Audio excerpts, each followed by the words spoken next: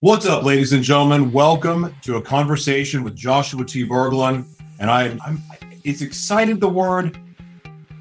I'm excited, Karl, to have you back, but I'm also like biting my nails nervous because the last time we spoke, you were on this whole other planet that I had never even heard of before. And the things that you were talking about were just blowing my mind. And it wasn't that I didn't believe you.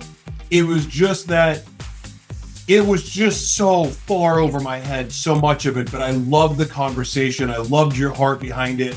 And I'm glad the connection that we made afterwards was so special that I adore you as a human. And I'm so glad that you're here. But since that last broadcast, I may not be on the same planet you're on, but my planet is really close to yours now because I've been going through some kind of awakening that has been really profound. I don't even know how to quantify it. I don't know how to talk about it yet, but I just want you to know that I really appreciate people like yourself that have these really big ideas, ways of believing, ways of thinking, because even if I didn't believe it or never believed it or anything else, there's something about that way of being that challenges people like me, that make me better, and it either makes me stronger in my beliefs or helps me learn new things. So for that, I'm grateful, and also just grateful for the man you are. I'm grateful that you're here today. And before we get into this amazing conversation, Karl, can you tell us, what are you grateful for today and why? Joshua, I'm grateful that you're the world's mayor and that you're on the same planet than me, and that there's a potential that you'll come and share the pilgrimage to Kashmir in the northern part of India. So I'm just grateful to be here today. That's one of the things I want to talk to you about, because this pilgrimage to India, I ever since I can remember, I've been drawn to the people of India. India and Africa are like the two places. Never been there, but when I meet people from Africa and I meet people from India, it's almost like I feel like I've known them my whole life. I don't know how to explain it, but there's a comfort level where I feel like I belong there almost more than I do in the United States. Can't explain it, but that's how it's been. So you've got a pilgrimage coming up to India. You're also, one of the discussions that we had before was about Jesus in India. So I don't know if these two things tie together or not, but let's start with you telling us about what's going on in India and why this pilgrimage is happening. Okay, is it possible to share the screen? Yes. Is it possible that I can just give, as per the introduction, just reasons why I believe I'm the world's number one whistleblower? Not from an ego perspective, but from a CV point of view, so that your viewers can have a little bit of understanding where I'm coming from when we discuss our topic today, why the ICF, the International Coaching Federation in the US, have got it wrong, in my view. Okay, let me share the screen. So why do I believe I'm the number one whistleblower in the world? So this is one of my websites, and this is the pilgrimage. So I wrote a book called The Universe Code, 7 years. And that is really, last time we spoke, we discussed items in that. And yes, there's a little documentary, 20 minutes long, that I chat, it's all videos and photos, why Jesus was in India and why I believe he when he was crucified, he didn't die on the cross. The Quran clearly says he didn't die, and another document called the Talmud of Jamani. But the pilgrimage to India is about going to Moses' shrine in Kashmir, believe it or not, and to shrines of Jesus and Solomon. So I won't go any further than that, but it's very interesting. And here's a little chat. So this is all on my site, onesouls.co. And a chat with my taxi driver when I went in 2017, where we went to the sites. I believe Kashmir, which is on the northern tip of India, is the start of world peace, because all five main religions that make up 80% of humanity is being there. So this is massive whistleblowing on a massive scale. But it's all, I'm a Christian, and I'm from Africa, South Africa, victorious Africa, the heart of apartheid. And it's all for a good reason. It's not trying to just be a whistleblower. Secondly, my site, info, Let's Live Longer Now, and my book, The Housepring Code. So I set out here under why diseases take place. It's all about pH in the body and the Karl score. And I'm doing a lot of work. I'm doing work on this is my main mission now. And this is massive whistleblowing. Kids don't need to be in hospitals. It's a complete fallacy other than accidents. But it's hard because to cut out the food that we're not supposed to eat and what we're supposed to eat is very difficult. I can't really go into it because then we go into a massive discussion. International Celebration of Dyslexia. I'm dyslexic. Dyslexia turns out to be a huge gift. You use the right side of the brain. Sally Sayworth in the States have proven that. So Albert Einstein, Richard Branson, Muhammad Ali, they all struggled in school. All dyslexic have got one thing in common, they struggle in school, but they use the right side of the brain.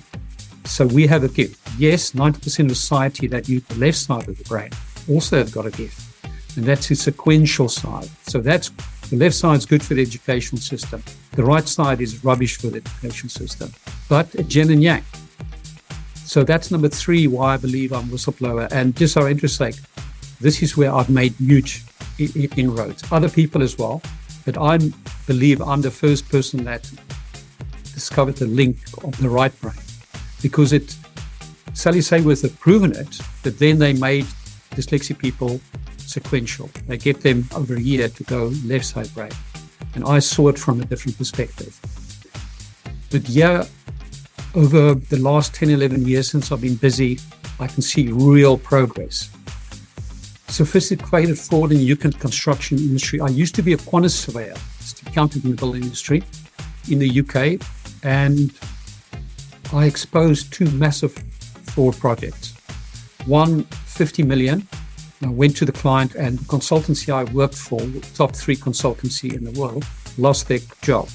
And I told them in advance how to fix it, but they didn't. And they wanted me to be the senior quantity surveyor to write the checks, the certificates. Any case, and then the second project, 75 million, and it was actually MOD, Ministry of Defence project in the UK, and it was an American project, American taxpayers' money. The RAF Lakenheath, it's the F-35 fighter there. And there I just walked off the site and said I didn't make a massive deal out of it. But massive whistleblowing, once again. Then I did 12-minute documentaries, Creative This Is God. This is the biggest contribution I've created. And this all comes into the coaching discussion we're going to have. I sat at an event by a guy called Johnny Martini. I'll discuss it now. 3 days planning my life in January 2012, a mass called Master Planning for Life. And spiritually, and Johnny Martini has got 2,100 questions in the 7 areas of life. So say 300 questions per area of life. And spiritually, 5 missions came through. And the main one was to uncover the mystery of the universe and thereafter tell the world. And this comes back to the coaching, because in coaching, they want you to understand what your mission is, your goal is. Yeah, I couldn't even understand it. I didn't even know what it meant. Uncover the mystery universe and thereafter tell the world. But I have 100% definitive of purpose that I could do it. I just knew it at that point, but I didn't understand the question. In any case, this is the result. A 10-minute clip, Creator versus God. I discuss what's Creator, what is God, and I know in time all this will be proven scientifically. Jesus, India, we discussed. Out of interest sake, the reason why you have affinity to India and Africa is because you've incarnated there before. That's the reason why. Reincarnation was taken out of both the Old and New Testament for scholars, for power purposes, human energy fields. Yeah, I dream. How we connect to the spirit world. It's all scientific. Yes, I dream. Einstein says imagination is more important than knowledge. So I dreamt there. We discussed dyslexia. We discussed health. It's all about minerals, alkaline minerals. And this is why I'm working on now study. Why we stop buying Chinese products? I love the Chinese people. I don't like the communists. Did you know that more people are being persecuted in China than the whole of America? More than 330 million people. So I discussed that, how to protect your child from pedophilia. Unfortunately, I had pedophilia people after my kids, so I've learned from experience, and I discuss it there. Climate change, I'm a massive climate change junkie. I don't even have a car. Yes, if I had needed a car, I would use it. I have an electric car, but I went to COP26 in Glasgow, 2021. Addiction, I did a little diploma on addiction in 2021. Obviously, that is where you'll know a lot more than I do, and a fascinating topic. There I found that in addiction, that the Vietnam study was the most important for me. Out of the 95%, in the Vietnam soldiers that came back to the US after Vietnam and that were addicted, whatever they were addicted to, 95% kicked their habit within a 2-year period. The most important fact for me in addiction that I found out on this diploma. So it showed that in the 60s, 70s, the US people came back from Vietnam and kicked their addiction. Then those times you had 10,000 drug-related deaths, overdoses per year on a population of 200 million. Now it's population 330 million, and you've got 100,000 overdoses per year. So where's the US gone wrong? Now, I believe in all in the US, leader of the free world, but where has the US gone wrong? That the soldiers could go back to America, kick the habit, and now, where it is. But in any case, the Moon Oaks, did you know that Anton von Braun, that was in charge of the V2 with Hitler, V2 rockets, that he killed 5 Jews per day in front of the tunnel, and he became one of the leaders of NASA for the Apollo mission. So that is the reasons for why I believe I'm the world's foremost whistleblower, as I say, not from an egotistic point of view. And I just wanted to give that little bit of background before we get into the topic of coaching and mentoring. Any comment before we go into?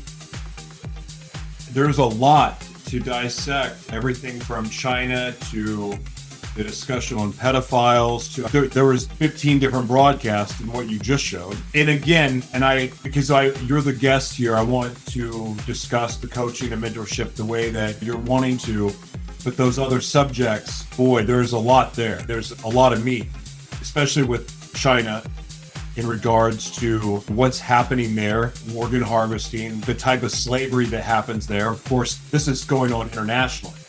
So we have our world leaders, right now we have something that looks like World War III is about to happen. I don't believe it is, but it looks like that. And you have people taking sides. You've got NATO, which has just continued Hitler's mission. And then you have Russia and China that are partnered up, and maybe the BRICS nations. And you have what they're doing. And I see what's happening. A lot of people are starting to look at Russia as maybe the ones that are going to save us from World War III. But people don't understand what happens there too. Some people do. But China's not the good guys in this either. Like collectively, our leaders all over the world don't have our best interest as global citizens, as humans. They don't have our best interest at heart at all. In the last 3 years has proved it. And what's happening now is even more. But anyway, even the pedophilia conversation, because I work with sex offenders, juvenile sex offenders and adult sex offenders. And I've gotten to know a lot about that world. There's a discussion there. So we'll have to have you come back to get in those subjects, because we could spend hours on each of them. So we'll do that another time. But let's talk about coaching. What is it that you're wanting? Because the last time we talked, we were like seriously on other planets, having a really amazing, mind-expanding conversation. Why talk about coaching and mentorship? What's going on with that? Okay, I used to have 5 missions. I've accomplished some now already, like the Creative Business God. So currently I've got 3 missions. Mission 1 is the pilgrimage that we discussed. Mission 2 is I'm doing a study where I'm growing carrots and lettuce, and I want to bring veg growing into the homes, or outside homes in little grow boxes that increase the 4 main alkaline minerals in food: potassium, calcium, magnesium, and sodium. And I'm bringing a US structure water device that just pushes water over balls and then energizes the water. It's like water coming off cobblestones and energizes it. But I'm doing something special there that I believe I'm going to get patency rights for potentially. So I'm working on that now. But it's all about increasing the 4 main alkaline minerals and let people eat it fresh on the go. So that's my second mission. And then my third mission is on Fridays, I'm now coaching and mentoring people for free, anyone, word of mouth. I have a little Twitter feed I sent you. I home in on dyslexia because I'm dyslexic, autistics. I've now coached an autistic guy very successfully and I've learned a lot. And then ADHD. So why this chat now? Because yes, I'm a whistleblower. I need to whistleblow that I did the diploma yesterday at a fantastic college here in Ireland called Kingstown College. But unfortunately, they and ICF, International Coaching Federation, are making mistakes. So can I go in? And so that's the reason. It's my third mission. And so I'm first going to go into why I believe the ICF is doing it wrong, and then in why I believe I'm the world's top coach. Again, I'm not doing it from an ego perspective, but there's reasons why I'm going to give why I believe in one coach. So hopefully someone that's one of your viewers would take up the opportunity and let me coach them. I think it's interesting that you're giving away something that a lot of people try to charge a lot of money for. And this has been an issue for me. I say an issue. It's interesting. My issues in this world contradict my heart's desire, meaning I would prefer to give away all of my services too, because of the people I feel led to help. They couldn't afford what I do and teach by charging. But at the same time, my heart's to give it. I'm passionate about it. I love teaching. I love seeing the light bulb go off for people. So I normally don't have coaches on because I don't want to help someone out so they can go get more coaching clients. Now, what you're doing interests me because, again, I know your knowledge. I know how smart you are. You're one of the most intelligent people I've ever met in my life. Yet you're going to give away your intellectual property. I think that's special. So you have me intrigued, man. Yeah, I just want to say I'm certainly not the most intelligent person, but I've got the gift of dyslexia. I've always known as a child I can see things that other people cannot. And the more you go up, dyslexia is very low on the autism spectrum. And the more you go up in the autism spectrum, Asperger's, the more gifted you are. But the more in yin and yang, you've got the negative, that you struggle in society. So yes, can I share again? Please.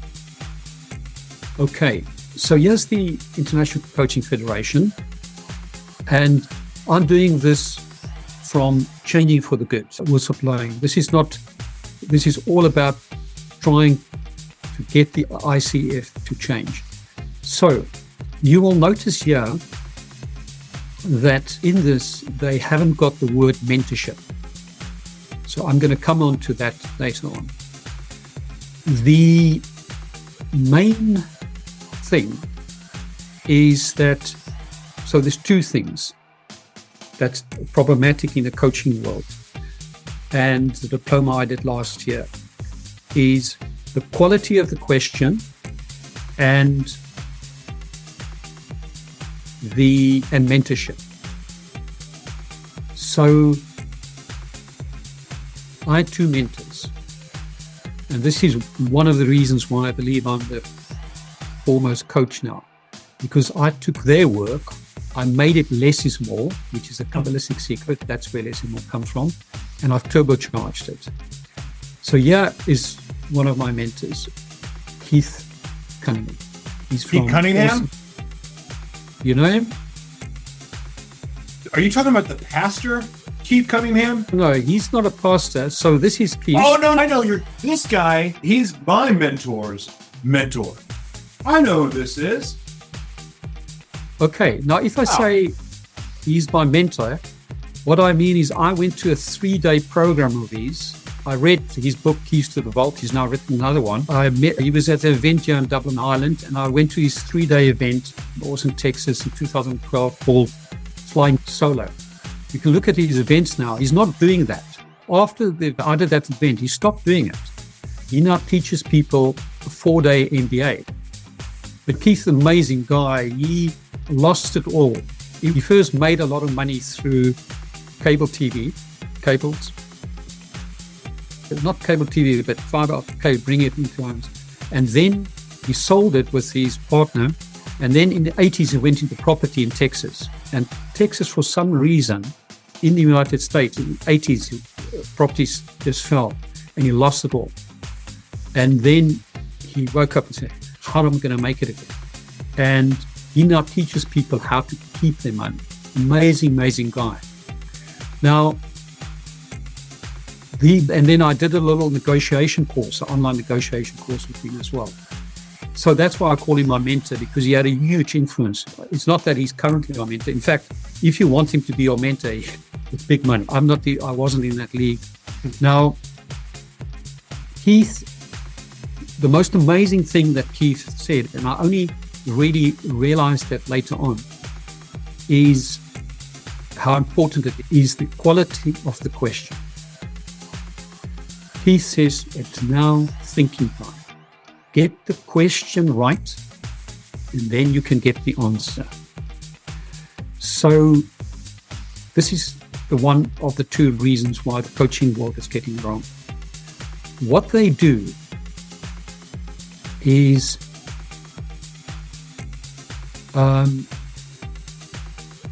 in the coaching world, they try to teach everyone in a diploma on coaching or mentoring to be a coach.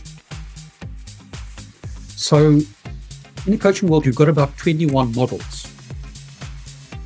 The GROW is one of the famous ones. G, goal, R, reality, O, options, W, what will you do? And then you go through that as a coach.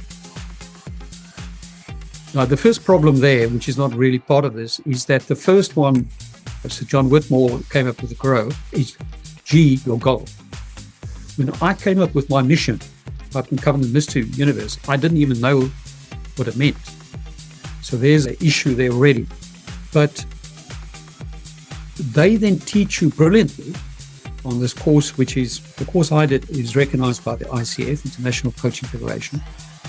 The models is like 21, but really they should only be teaching 4 or 5. But they never teach you the quality of the questions. What happened is when I had to do, right to the end of my diploma, I had to do a 30-minute coaching session with someone. So at that stage, I paid for my course, I did my dissertation, my coursework, I did everything through the whole thing. And then I used a certain method that they said, Karl, you have to redo it. And I knew they were going to ask me to redo it. And I was willing to redo it, but then they made a mistake. They then sent me a video and said, Karl, in your next 30 minutes, follow this, because we need to be audited by the ICF. And they gave me a video that they gave before of one of their senior coaches coaching one of the guy in the Kingstown College. And this guy was writing a book. So the senior guy was coaching this guy writing a book. And after that, when I looked at it again, I had to go back to the guy and said, I'm not going to do it. I don't want your diploma anymore. I don't need it because I'm going to do free coaching, etc. Now, so this senior coach, highly trained coach, he knows all the different tools, the different methods. Why did I say he didn't ask it wasn't quality because he didn't ask one quality question. And how did I know? Because I self-published 3 books. I wrote and self-published 3 books, and I did a Hayes House course on how to self-publish and write books. And I know he didn't ask one quality question. And this is the big problem. Coaches should be taught, and it's hard to do this, how to ask quality questions. And this is where Keith Cunningham comes in. You have to get the question. So in this 30 minutes, they just want you to, someone gives you the goal, I call it mission, and then you have to coach them within 30 minutes. It doesn't work that way. You need to, in advance, know what your client wants so you can research it. In my case, because I've got a lot of property experience and a certain experience, maybe in publishing books and maybe others, I'll say, yes, I'm the right coach for you. The guy that taught me, amazing guy, he is a chef, the guy from Kingston College, our lecturer, and he's a IT guy.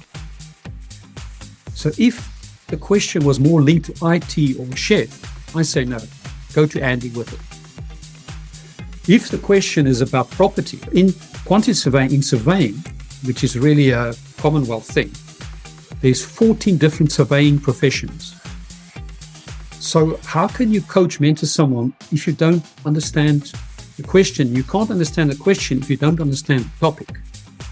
And this is the biggest mistake that the coaching world makes, or the two, is that they just teach anyone, any Tom, Dick, and Harry, to use these methods and coach people.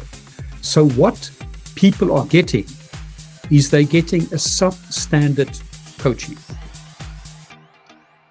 Well, it's manufactured. It's not even tailored to what the student needs. It's a formula. It's like going off of a script. It's like you might as well talk to a telemarketer the way some of these coaches work. They use, say, the GROW methods. They take people through the GROW method, which is fantastic. So half of it is fantastic. But you can know the GROW method as example, how to take a client through that, which is brilliant. But if you cannot ask the question, so the whole thing is to get your client to answer the questions themselves. So you pose the question and your client then answers it. So that's perfect. So I believe if you want to be a proper coach mentor, half should be coaching and half should be mentoring. But even if, and we're going to come on to the mentoring side now, but even if you're talking about just the coaching side, they're just getting in with Tom, Dick, and Harry to coach. And if you don't know the quality of the question, Keith Cunningham, the person cannot come up with the answer. So that's critical for viewers to understand. If you have a coach that cannot even get to the question, the correct question, then you've had it. And so the coaching world, and certainly the ICF, in my view, it's all my view, is doing the world, people, clients, because everyone that being coach is called a client, a massive disfavor. Okay, should we go, any comment before we go on to mentorship? No, because I don't, the whole topic of coaches is something that I don't care for. I know a lot of coaches. I wouldn't work with any of them, and they're all very expensive coaches. So it's just one of those subjects that I have zero interest in, because at this point it's like talking about preachers, and I don't have a need for any of that either. And that's just a personal thing. Just because it's interesting with job type and what people do. I've gotten to this place in my life that I don't really give a crap what someone does. I want to know who they are as a person, and get to know what they know as a human, their intellectual property, what they grew up, what they understand, how they see the world. Because coaches, like preachers, usually coach or preach based off of what they've been taught, and that source of information If it's not true, you're just spreading a lie, or you're just spreading more myths, truths, or half-truths. And I got no interest in that. And the other thing with coaching, I'm not interested in someone that went and got taught on how to coach, and these are the basic fundamentals, and this is what you do, and this is the box you stick in, and blah, blah, blah. Because I don't believe the world works that way. And I also believe that these old ways of doing things, these old methods, these sales techniques, all of these other programs and crap that you see all over social media, ads for, commercials for, even the motivational speaking and inspirational speaking world. Like, I don't have any interest in that because I've been in that world. I've seen how effed up it is. It doesn't really make any sense, and it's not really tailored to someone's needs. It's like, you fit into this box, you do this. So what if you don't like it? Just do it because this works. This method works. I believe, as of here recently, that we are going into a new world with new rules and a new way of doing things. And I really think it all starts from the heart. It all comes from the heart. It comes from listening. It comes from understanding. And I believe it's called, in coaching, the mentoring that we give is meant to be given for free, like you're doing, because the world is different now. I don't even know I don't really fully understand all that we're going into right now in the fourth industrial revolution and this new world that we're heading into. I don't know what is all going to be different, but I know fundamentally, or at my core as a human being, I want to vomit when I hear the word coach. I want to vomit when I hear the word preacher. I want to, in anything that's of this old way of doing things, this old system, I want nothing to do with, because this system has done nothing but produce more slaves. Even the coaching field is produce more slaves, because the guys that are teaching the coaching, hey, take my program, join my team, basically joining that team to keep propping up the guy at the top. I have no interest in any of that stuff, because I believe that we're here to be what we were created to be. And I believe that is not something you put into a box. So I'm ready to move on from this subject, and that's why. But we can talk about mentorship, because again, the way that you're going about it, I think is the right way, because it's just being a human being. And it's part of what we're supposed to do as other human beings. Our gifts and our talents, we're to give to other people. Yeah, so we discussed the following question on mentorship. I believe it's 50-50. And in my coaching, I'm going to show coaching and mentoring, I'll show how I split it 50-50. And on the mentorship, in the course I did, I saw mentorship as a dirty word. They didn't say it, but it was portrayed that way. And mentorship is hugely powerful. Coaching is powerful, where the client comes up with the answer. But mentorships, and if you're a proper mentor and you've got the certain knowledge, is actually powerful. So the ICF, let me just share here again, they, as you see, they haven't got the word mentorship anywhere. At least the IMCC, the European Mentoring Coaching Council, has got mentorship. They will be a better one to link in. Okay, so I just want to go on to why I believe I'm the number one coach. My second mentor, John DeMartini. So John had a huge influence on me, because I went to a 3-day event of his in January 2012 in Houston, Texas. And for 3 days, you plan your life with Master Planning for Life. And part of what I'm going to explain now is I've taken his work and made it completely less and small. And again, like, he's one of the top life coaches in the world, in my view.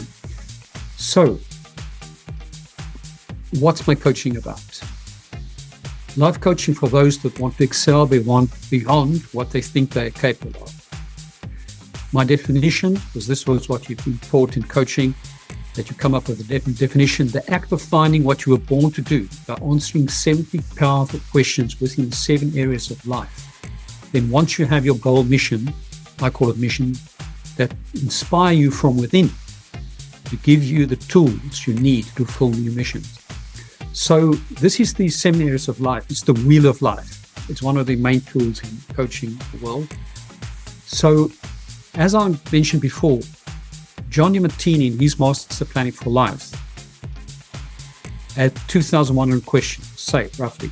And say roughly per area of life, he had about 300 questions. So 300 plus 7 is not 1. What I've done, I took 5 of these questions per area of life.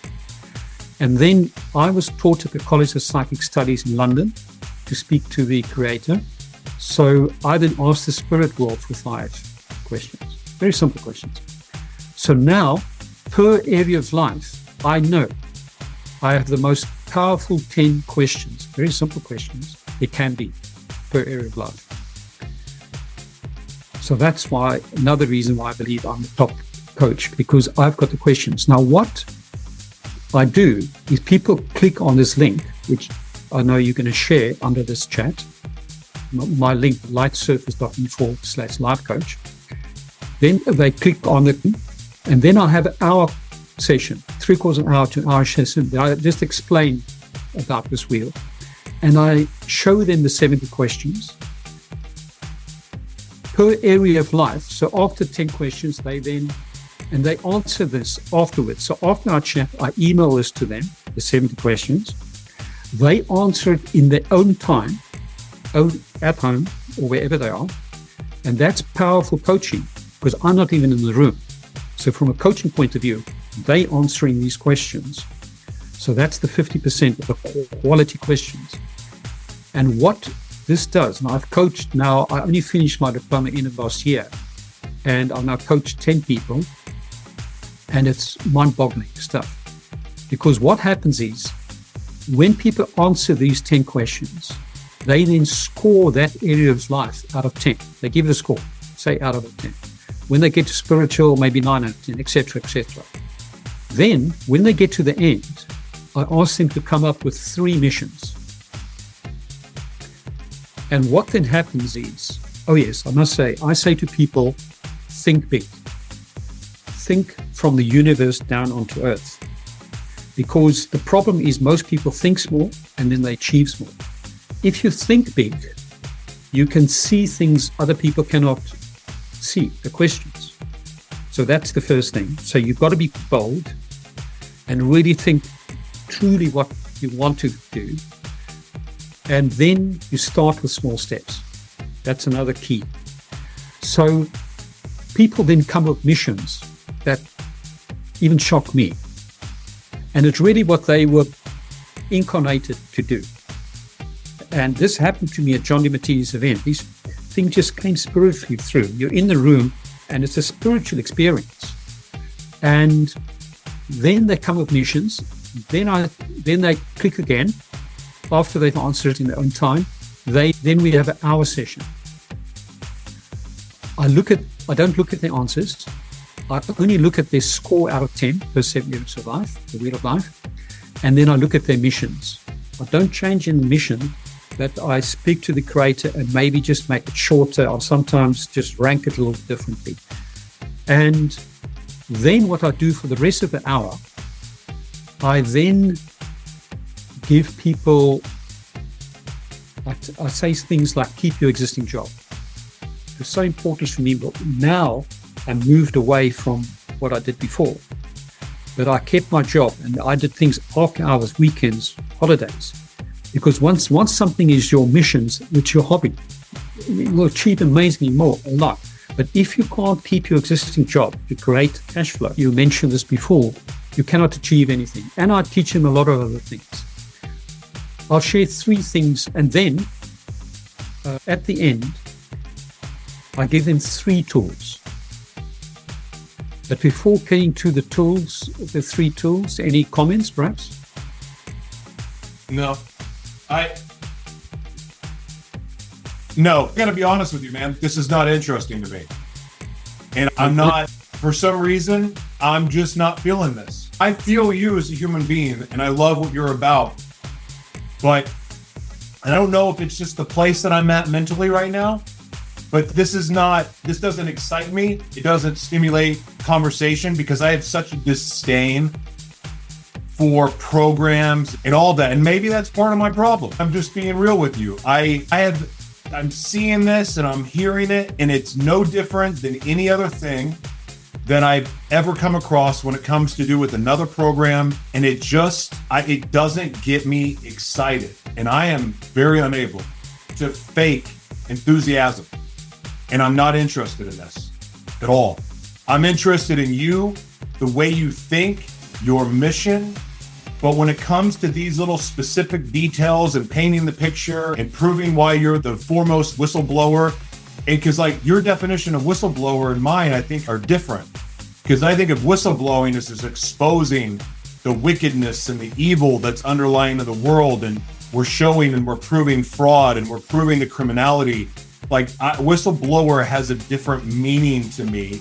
And then when it comes to coaching steps and processes and all of that, I'm not intellectual like that. I'm in that sense. So that's not something that captivates me. What captivates me is how you're going about changing the world. Your deep core mission and what you're about, that's what captivates me. That's why I adore you. But this part is, my brain is not wired to enjoy any of it. Just not. Well, I see on your website, it's all about the truth. This is all what I'm about. And I'm so glad you're so open about it. And that's what makes you so special as well. Or a jerk. I'm not even trying to be a jerk. No, not at all. All I want to say in answer to that is, if I didn't have Keith Cunningham and John DiMartini to wake me up, coming from Pretoria, South Africa, and all the social pressures against you, and coming with these missions, and then having the tools that I'm going to discuss now, the 3 tools, I would never have achieved what we're discussing today. Sure. And that's the reason why I actually gave the whistleblowing items, is to say to people, these are the things I achieved because I could come with missions. I could sit in that event with John DiMartini and I could come with these missions, and then I could then do them, and I had certain things, tools, how to put them into action, and now I perfected it in a less is more way. And that's what I'm trying to say. So I saying the opposite to you on this, we are on the same wavelength when it comes to the truth and all the things that you discussed before, 100%. So it's not that we're not on the same wavelength. Yeah, absolutely not. Absolutely. But from achieving what I've achieved, whistleblowing, whatever you want to call it, if I didn't have those 2 mentors, and I wouldn't have been having this discussion with you today. And so I'm saying thank you to Keith Cunningham and John DiMartini. And it costs a lot of money to go to their events. Sure. And I research other people as well. It's not them, but they're the 2 main guys. And I'm just giving a formula for free to make people fly. So can I go into the tools? Yeah, I want to do that. I want to say something else, though. I want to ask you about this because in our last conversation, you really helped me understand the significance of a true connection to the creator of all. And one of the things that I've learned in my journey since we last spoke, and I think it's probably, I don't know if it's been a year or 6 months or what, but one of the things that has changed is that I've started to understand that part of this journey that we're all on is a journey of unlearning other people's crap to get back to the true wisdom that we had inside of us when we were born.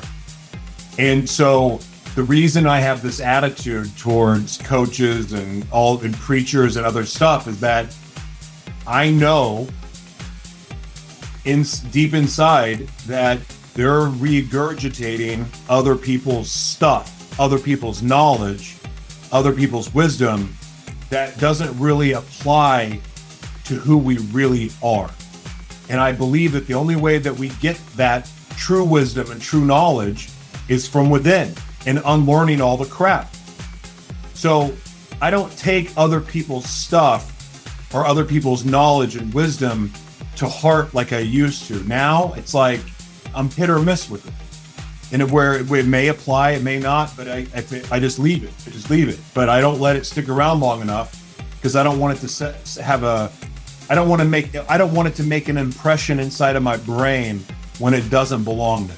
Because I only want to know what's true, that is absolutely true, and so on. And because I don't believe for a second, like just listening to some of these different things, I don't see how that applies to some people. And the some people I'm talking about are the people that have been shunned from society, the people that have been the outcast and the misfits, the people that don't want to follow a guideline and a set of rules and a set of steps and a set of worksheets and a set of this and a set of that. Instead, they just want to be led by the Spirit and just go do it. And that may not be a recipe for success, but that seems to be true and pure to me. And in a world where we don't know what we can trust and who we can trust, the only thing for me right now is what's coming from inside that I know I can trust. So anyway, go ahead. I'm interested to know what this next step is, but I want you to understand where I'm coming from with all of this and why I'm being resistant towards some of this conversation. Yeah. The thing is, I agree with everything you said there now. So I wrote 3 things down. I'll start with the last one. You said the Spirit, and what's within. This is why these 70 questions are so powerful, because you answer them in your own time, and then spiritually these 7 missions come out. So although you disagree with me, I believe that this is the answer to it. The other thing you mentioned is you don't want to follow other people's things. This is exactly it. This is where I could come up with these whistleblowing. I didn't set out to write whistleblowing books. I didn't even set out to write books. I just wanted to go for the truth. Yeah. But because I was a clean slate, and this links to what you said, because I had no preconceived ideas, I knew nothing about religion. Okay, I sat in the Dutch Reformed Church for an hour at Sunday school on a Sunday, an hour in the church, and I suppose my dyslexic brain said to me, nothing makes sense, because unfortunately, the Bible, Old and New Testament, is 80% correct, but it's the 20% that scholars have changed. And this comes back to your preachers and so on. We don't need anything between us and the Creator. Amen. When you pray to the Creator, or when the Creator's light speaks to you, when you meditate, you can have one-way traffic. You don't need something in between. So I agree actually with everything you say. And then the last point I just wrote here, I wrote down Bernie Sanders. I don't want to get into politics now, but he was in London and they interviewed him. And he says the biggest problem he said there's 9 media outfits in the US, obviously the CNNs and the Foxes of this world. And he says the problem with them is they don't ask the right questions. It comes back to the question. I actually go a step further, is they don't want to ask the difficult questions. They know what questions to ask. So if you talk about moon landing, those 7 media outlets will never go there. It's for their audience, for the people, their sponsors, they just will never go there. So everything you said there, apart from that, I still believe that this method of the 70 questions is a complete breakthrough. And I've taken what's done to me and simplified it. Can I go into Please. The 3 tools? Be very brief here. So once people have, let me just see what is the name. Oh yes, it's a document. So once people now come with their missions in the second chat, our chat, so I've only got 2 1-hour Zoom chats and I'm finished. It's less is more, it's in and out. Turbocharge. I give people 50 affirmations that I used and I still use. I don't say to people, and really inspiring quotations from Mahatma Gandhi, Winston Churchill, Nelson Mandela, you can see all of them, Albert Einstein, etc., etc. And then I say to people, pick from this list, or they can add their own, pick from this list 3 sentences. So what you do is you put your 3 missions, you write them down, and you make them as short as possible.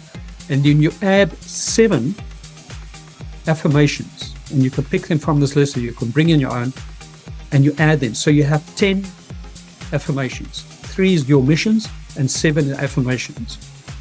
So you put in affirmations that's congruent with you. And this is the biggest trick you can ever find. Ask and you receive. The Bible says it. If you don't ask, the Creator in the universe will not send it to you. You have to ask. And affirmations is asking. I say, I have the courage to be authentic. And you put these things in your mindset and you just become authentic. You know, and what these affirmations do is there's so many pressures, especially from the family. Most of my friends disappeared. They're on Facebook, or they're on LinkedIn, they are stuff like that. They just disappeared. And my family couldn't disappear, and they've taken years and years now to start and slowly come with. And if you haven't got affirmations, and if you've got big missions, you will never make it, in my view. That's my personal view. So that is tool number 1. Any comment before we get to tool number 2? I know you don't agree with this, but... No, I believe affirmations, mantras are extremely powerful because for me, I remember having a relapse, a pretty bad meth relapse, about 3 years into my rehabilitation period of my life. It's been about 4 years ago. And one of the things that I struggled with most were the voices in my head and the things that they would say to me. Those affirmations and saying them out loud to counter the noise in my head are the absolute way that I learned to make that damn voice shut up, or those voices shut up. And so now when they creep up, I just smack it away as quickly as possible, because I still get the voices, but I just know how to deal with them. Affirmations are absolutely what helped me break out of that. It took probably 3 months solid. And it got goofy because I'd be at the gym and all of a sudden I would have this attack of all of these voices in my head, and I'd be saying them out loud, like a mantra that I made up, saying it out loud over and over again until it went away. And sometimes somebody would be walking behind me as I was saying it, and I looked like an idiot. But it didn't matter, because it was a matter of, not to be dramatic, but essentially life and death for me. So I absolutely believe in affirmations. I think they're powerful. I don't think they're what some people make them out to be, but they're absolutely powerful. Yeah. You know what I thought, and maybe I did it on our previous chat, I don't know. When I look at you, I think of Johnny Cash. The most powerful movie I've ever seen is Walk the Line by Johnny Cash. I just think of you. I think of people sitting in prisons listening to you now, and the power that can have. Okay, let's get to the second one, the tool I give people. And that is, what is that? Oh, yes. That is Think and Grow Rich by Napoleon Hill. So he wrote a book. What I say to my clients. So I say to my clients, affirmations, 10 affirmations, including their 3 missions for the rest of their life. Monday to Friday. Just once. You don't have to say it loud if you're in a bus, but if you're at home, say it loud. So it's very simple. 10 things, once a day for 5 days a week for the rest of your life. Then I say, Think, Grow, Rich, the movie, once a year. I do it in January. And then you listen. So he's got, the book I think has got 17 or 18 chapters, but his movie has got introduction and 13 chapters. So I say, listen to the introduction, which is like each chapter is about 7 minutes long, 1 per day. So introduction plus 13 chapters, 14. So you can do it over like Monday to Friday over 3 weeks. And then the next year again. Don't take any notes. Let everything, your subconscious mind, just absorb what he says. And the first 3 is important. I've actually got it here in my diary. So the introduction and 1 is exactly the same. It's definitive of purpose. It's like when I had that first mission of covering Mystery Universe, I had total definitive purpose. If you can get in your mission, what most people call the goal, whether you come to my coaching or mentoring or not, if you can know something you want to do, and you're sitting in the prison there and you're looking at, this is what I want to do. And what you, no doubt, happened to you as well, Joshua, and you have that definitive purpose, nothing can stop you. Then his chapter 2 is the mastermind principle. Whatever you do, get other people to come in with your missions. So in my 3 missions, I've got other powerful people, mostly everyday people, but powerful in their own sense, that the universe pushed to me through synchronicity, through the affirmations. You ask these affirmations, ask the universe, and you start meeting people. It's like magic. So it's the mastermind principle. Number 3, going the extra mile. So doing things perfect. Look at your hosting is the best. I haven't seen anyone that's got your visuals and the way you do it and everything. Go the extra mile. And then the last one, applied faith. If you have got total faith, huge influence for me on the second, or Think and Go Rich Bonaparte. I have never read the book. I've watched a lot of the videos on it. And for me, I appreciate the compliment. And I told you before we started the broadcast,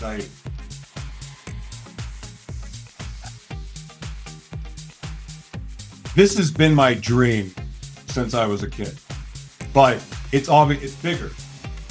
But when I first started, of course, technology, the advances of technology are what made this possible for me. Facebook Live, when it first came out, I'm like, wait a second, I can turn this I can pretend this is a TV show, because it was what I wanted to do. I didn't have everything I wanted. I didn't have everything that in my mind I thought I needed to be able to do. But one thing I've learned on this journey is that I believe God, the creator, the universe, when it comes to our visions and our dreams and the things that we're passionate about and making all of that come to reality, to come true, I believe that we have to show that we're a good steward and we're willing to do the best we can with what we have.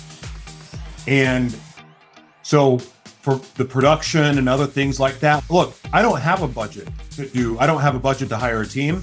I don't have a budget to even put all this together in a really professional way. Like my green screen is freaking out on me because I don't have the lighting just right. I'm not a lighting expert, but I'm still trying because I'm giving the visual, the impression, even the way that I dress is just to say, okay, universe, okay, God, okay, the all, the creator, I'm serious about this. I want my dream to come true. Even my dream for what I want to do for people all over the world and the youth media literacy centers and the people that I'm called to serve and the people that I want to help. I know that it would make me more believable if I had the big production because of what I'm able to offer for people. At the same time, I don't have certain advantages that other people have. That said, this is part of my journey. This is part of my humble beginnings. And mind you, this has been a 7-year journey and I thought I would have made it by now. And I keep getting setbacks and kicked off social media and other things. But that said, the one thing I've learned through all of these failures and falling back and not being where I want to be yet and struggling in all the areas that I'm struggling, the one thing I know is this: there is something absolutely beautiful about getting to pursue your dreams, because that opportunity alone, it separates you from everything that's comfortable, everything that feels normal, everything that's safe, and so on. But I believe in what I'm doing, so I'm going to do it to the best of my ability to show God that when I'm blessed financially, when I'm finally able to do it, I'm not going to take it for granted. I'm one of those people. So I don't know if you know about this about me or not, but I grew up with money. I made a bunch of money. I made a bunch of money a couple different times and lost it all because I was an idiot and in my addiction and everything else. So this time around, I've learned some very painful and powerful lessons. But ultimately, what fuels me every day is the opportunity that I get to go for it. All those desires in my heart, all those dreams and visions in my head, I don't believe that's God mocking me. I believe that's him showing me. That's his promise to me, or her promise to me, or whatever. I don't know if God has a gender or not. It doesn't matter. Like, I believe that is God showing us that this is what's possible for us. Everyone's dreams and visions. So I've chosen to take that personally and take it to heart and just move forward as if it's gonna happen. Even though I'm not where I want to be, even though I'm not successful yet, even though I'm not all of these things that I feel like I really need to be to accomplish my mission, I'm actually just really grateful that I even get the opportunity to go for it now. But I also know, and I believe with all my heart, it's important to do things to the best of our ability. Dress the part. Even if you don't have it, people say fake it till you make it. Screw that noise. I'm not faking it. I really believe that I'm going to do all these things. I believe it's my destiny. So I'm going to act it to the best of my ability. All the green screen, all the stuff that I have, all came from a thrift store. It's all secondhand or donated or whatever. Because I believe that God's going to I believe that God equips us along the way with everything we need for that day to do the thing he called us to do. So I'm just acting it out. I appreciate the compliment, but I got to tell you, man, I'm nowhere near where I want to be in what I see, but I'm still going to push forward till I get there. Yeah, I just want to say I've read your book and your film, your great film. And so just one thing for viewers, believe in the butterfly effect. So obviously this is something I mentor in my second coaching session is understand if you can change one person's mind, you can change 2, 4, 4, 16, etc. The butterfly effect is hugely powerful. And I've seen in 11 years I've been going now. And only now, after 11 years, am I getting real traction. And just have your missions, whether you have it like you in your head or get it via my coaching mentoring, and just keep going. And know and do it in a less is more way. Know that every person you work with is the butterfly effect, and you will get there. This is to know. Okay, are we on to the last and final point of our chat, my last third tool? Yes, sir. Okay, you share the screen. Now, this is the most controversial of the lot, I think. Kabbalah.com. So there, Kabbalah.com. So there's different Kabbalistic sects, churches, whatever you want to call it. But I bumped into Kabbalah.com. It just so happened I didn't know it at the stage. In fact, when I researched Kabbalah, I was actually working for a short period in Israel. And I was in Jerusalem in a hotel, and I searched Kabbalah, and this came up. And I started Kabbalah 1 in Jerusalem. So it's highly synchronistic. Asking you to receive, creating universe will send the right things to you. Now, so I'm not a Kabbalist wear red armbands. I don't know if it's red or left or right. Sorry? Yeah, red armband. And however, if you truly want to make your missions a reality, in my view, there's the affirmations, there's Think and Grow Rich. But if affirmations and Think and Grow Rich is there, Kabbalah.com is there. It's mind-blowing. Now, I went to 2 events in Warsaw. I say to people, don't go to any events. I read, I think, the Zohar, which is the source document. So the Zohar was communicated about 100, 200 years after Christ. The guy called Shimon Bar Yochai in Israel. He was in the cave, I think. And it's the secrets of the Old Testament. And you need to, so I read the Zohar, I think 14 volumes. I bought them. I read all of them and online. Could be 3 years. But I'm like an hour a day. And I say, don't do it. You say, all you do for 4 months, go on to Kabbalah, which I'm going to show you now. Listen to 2 videos a day. If you can't do 2, if it's only 1 video a day, do it for 6 months. And then it's like a needle in a haystack. Find the secrets of the Old Testament. Now, one of the Kabbalistic secrets is earning your own way. So you have to earn it. I know the Kabbalistic secrets, but you have to go and earn it yourself. And certainly most of my friends and family, when you talk Kabbalah.com, they think, where the hell have we gone? It is the most profound things.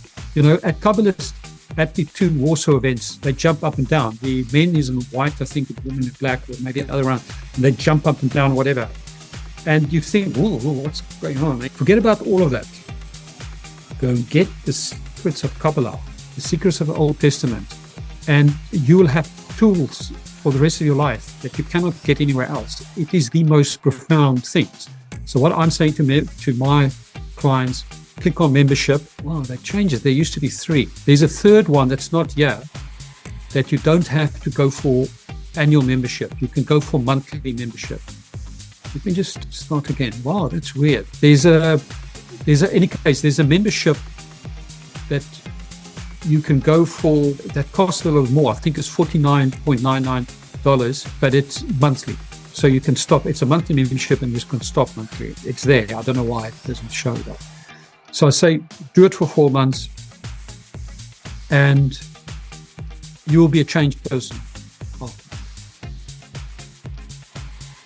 The Kabbalah is very interesting. I've heard so many different theories, both good and bad and mystical, and I've heard that it's okay, but it's dangerous. Sounds like going to an ayahuasca ceremony sometimes. There's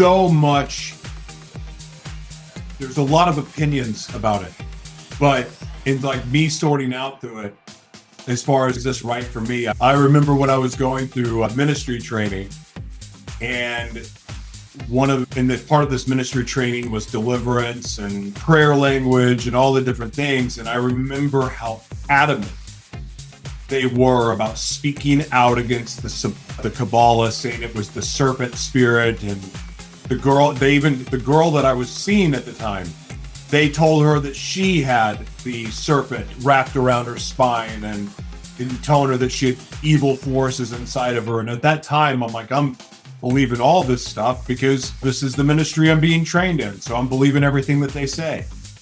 And then after that, years after, I've met more people that talk about it, that teach it, how they tie the Kabbalah practices into the same way of thinking that the Garden of Eden is the brain. And that it's not just a physical place that on land, but it's in our brain too. So I've heard so many different lectures and lessons about it. I've never actually taken the time to actually go learn it myself. But that's one of the things that I'm wanting to do because I want to understand it. Because one of the biggest mistakes we make as humans is everything's good or bad. Everything's good or evil. And I don't believe that it's as black and white as that. And I think a lot of the things that we call evil are really from lack of understanding and lack of knowledge and just not really knowing what we're talking about. We're just regurgitating someone else's words and saying that. Or, hey, the Bible or the preacher said it's bad, so we're not going to do it. But we do that with so many things. Like our opinions on abortion, our opinions on, you brought this up earlier, global warming and the environment. So I'm glad to be removed from a lot of that infighting over this is bad, this is good, this is evil, this is of God, it's not of God, and just making those decisions between God and I without anyone else's opinion. So I'm interested in learning more about this. I'm actually going to check this out.